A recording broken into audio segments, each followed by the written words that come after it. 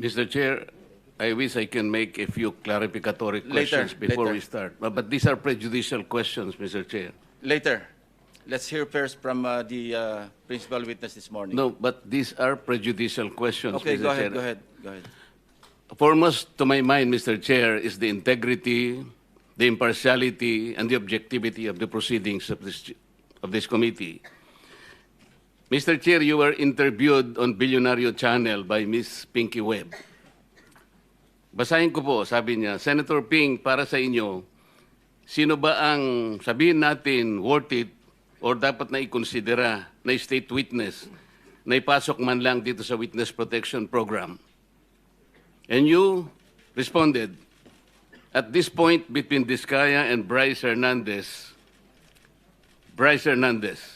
Mr. Chair, question is, does the chairman has the prerogative or the right to make judgment? No. That's my perspective, no? That's my personal opinion outside of the hearing or outside of this hall. So don't question my opinion. That I is am my not questioning opinion. your opinion, Mr. Chair, but you are the Let's not chairman quarrel of this here. committee. Anyway, let's proceed with the You are not testimony of the interested in the prejudicial question that I am going to raise, Mr. Chair? Go ahead, you raise your Kaya nga sinasabi ko sa inyo eh, You're an questioning my investigator, opinion. we are investigating. Away kagad tayo rito. Mr. Chair, we are still in the Hearing is suspended. investigating.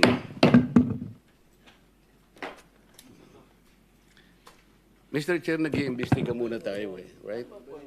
The point is, an investigator cannot be judged at the same time.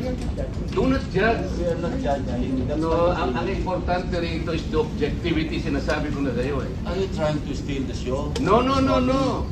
I am raising prejudicial questions. I am, ang sinasabi ko, Prevent the proceeding? Mr. Chair, sinabi ko na sa iyo, the interest of this committee is the impartiality, the objectivity. Sana huwag kayong magbibigay ng opinion. Why did you choose, for example, Bryce over the That's Diskaya? my opinion. You cannot question my opinion. Outside of this hall, you cannot question my opinion. You also express your I opinion. am questioning your opinion because you are the chairman of this committee, Mr. Chair. What's your Ang mangyayari nito, so, mas credible si Bryce kaysa Diskaya. Bakit gano'n? Why are we trying to prejudge this?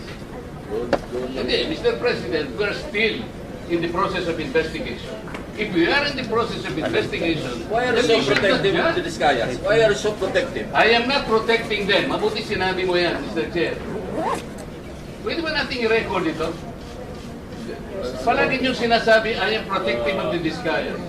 When I was chairman of this committee, sinabi ko na sa inyo, the only remedy provided under the law is for them to apply if they qualify under the process of Witness Protection Program. That's all what I did. Session is resumed. Session is resumed. I will register my continuing objection, Mr. Chair. I will question the objectivity of these proceedings if you will not allow me raise these points. Maybe in the plenary this afternoon I will raise it. Go ahead. Mr. Alcantara, you proceed with your statement. Your Honor, okay lang po bang makapagbigay ako ng opening statement ko po? Proceed. Ano ba gagawin natin dito? Ipag-proceed kayo without giving hearing me out? Magandang umaga po sa inyo lahat. Tinatanggap ko po na ako po ay Hindi nga pwede nga maya because the objectivity is already mga being nakakalang compromised. araw upang maproteksyonan ang institusyon na aking nalagsunod ng tatlong taon. Subalit itong mga nakang araw, ako po ay nakapag-isip-isip ang tumulong na lamang po sa investigasyon na ito para po sa bayan. Narito po ako sa harapan niyo ngayon upang tumulong